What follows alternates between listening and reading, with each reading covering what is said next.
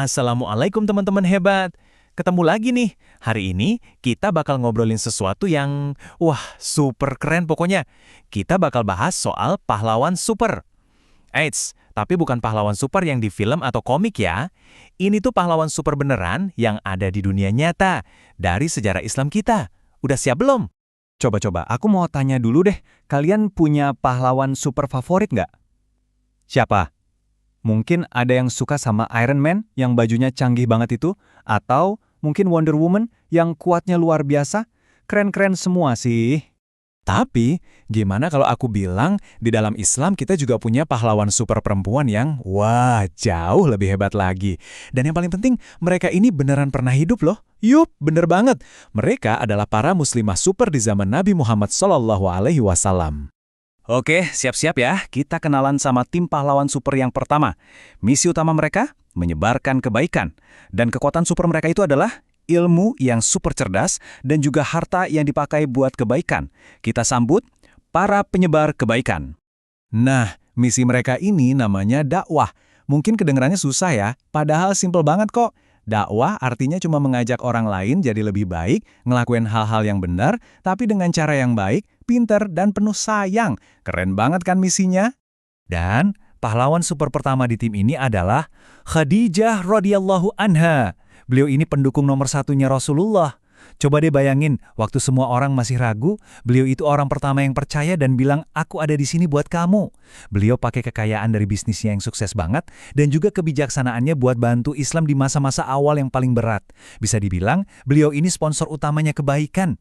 Lanjut ya, ada Aisyah radhiyallahu anha. Kekuatan supernya, otaknya itu loh super cerdas.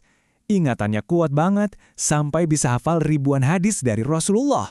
Dan karena itu, beliau jadi salah satu guru paling hebat sepanjang sejarah. Wah, kayak perpustakaan berjalan ya. Tim ini nggak cuma berdua loh, rame banget. Dan kerennya, setiap pahlawan punya peran sendiri-sendiri. Ada Ummu Salamah yang jadi penasehat super bijak. Ada Fatimah yang jadi contoh kesabaran yang luar biasa. Terus ada Asma yang cerdik dan pemberani banget. Sampai Sumayyah, pahlawan perempuan pertama yang rela berkorban buat keyakinannya. Ini bukti kalau jadi pahlawan itu bisa dengan cara yang beda-beda. Oke, sekarang kita pindah ke tim berikutnya. Kalau tadi menyebar kebaikan, sekarang kita lihat gimana para pahlawan ini membangun lingkungan yang baik. Kita kenalan sama tim kedua, para pembangun komunitas. Misi mereka adalah ikut berjanji buat membangun masyarakat Islam yang kuat dan adil. Caranya gimana? Mereka melakukan yang namanya baiat. Baiat itu apa sih? Anggap aja ini kayak janji suci satu tim. Mereka semua berjanji setia sama Rasulullah buat kerja bareng, gotong royong, demi membangun lingkungan yang aman, adil, dan penuh kebaikan buat semuanya. Keren ya? Nah, salah satu contoh keren dari tim ini adalah Asma binti Umais radhiyallahu anha. Beliau ini nggak cuma ikut perjalanan hijrah yang susah banget itu loh, tapi beliau juga secara aktif ikut membuat janji setia atau baiat kepada Nabi. Ini nunjukin kalau para muslimah itu bukan cuma jadi pengikut aja, tapi mereka juga pembangun aktif dari pondasi masyarakat Islam. Oke, tarik napas dulu. Siap buat aksi yang lebih seru lagi? Yuk kita kenalan sama tim pahlawan super ketiga, para penjaga pemberani. Misi mereka adalah berjuang di jalan kebaikan, walaupun artinya harus menghadapi bahaya sekalipun. Kekuatan super mereka mamanya semangat jihad. Eits, tunggu dulu, jangan salah sangka ya. Jihad itu artinya luas banget loh. Jihad yang paling besar itu justru melawan diri kita sendiri. Misalnya, melawan rasa malas belajar, atau berjuang buat jadi lebih sabar. Nah, baru deh, dalam kondisi yang sangat terpaksa untuk membela kebenaran, jihad juga bisa berarti perjuangan fisik. Dan pahlawan super paling legendaris dari tim ini adalah Nusaybah binti Ka'ab radhiyallahu anha. Beliau juga dikenal dengan nama Ummu Umarah. Beliau ini adalah sang pelindung yang pemberani banget. Duh, ceritanya ini bakal bikin kalian melongo saking kagumnya. Coba dengerin aksi heroiknya di Perang Uhud. Jadi awalnya tugas beliau itu cuma bawain minum, tapi pas beliau lihat Rasulullah dalam bahaya, jiwa pahlawannya langsung terpanggil. Tanpa ragu sedikit pun, beliau langsung maju, ngambil pedang dan perisai, terus jadi tameng hidup buat melindungi Nabi. Bayangin, meskipun beliau kena banyak banget luka, semangatnya nggak pernah padam sama sekali. Ini baru namanya pahlawan super sejati. Wow, cerita-cerita tadi luar biasa banget kan? Tapi ini bukan cuma sekedar cerita buat dikagumi loh. Ini tuh warisan dari mereka buat kita semua. Yah, buat kamu. Sekarang, Giliran kita nih, buat menemukan pahlawan super yang ada di dalam diri kita masing-masing.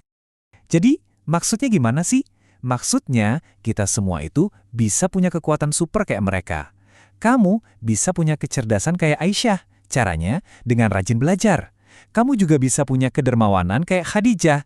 Caranya dengan suka berbagi. Dan kamu bisa punya keberanian kayak Nusaibah. Buat apa? Buat selalu membela hal yang benar. Jadi, ingat ya, para muslimah hebat ini adalah bukti nyata kalau perempuan dalam Islam itu bisa jadi apa aja yang mereka mau. Bisa jadi pemimpin yang bijaksana, bisa jadi ilmuwan yang cerdas, dan pastinya bisa jadi pahlawan yang pemberani. Nah, itu artinya apa? Artinya, kamu juga bisa jadi pahlawan super. Iya, beneran, kamu yang lagi nonton ini. Setiap hari, setiap kali kamu melakukan kebaikan, sekecil apapun itu, kamu itu sebenarnya udah jadi pahlawan. Oke deh, sebagai penutup, aku punya satu pertanyaan terakhir buat kamu, wahai pahlawan. Kekuatan super mana nih yang mau kamu pakai hari ini? Apa kamu mau pakai kekuatan kecerdasanmu buat ngerjain tugas sekolah? Atau mungkin kekuatan kedermawananmu buat bagi bekal sama teman? Apapun itu, jangan lupa pakai kekuatanmu untuk kebaikan ya. Sampai ketemu lagi di cerita-cerita seru lainnya.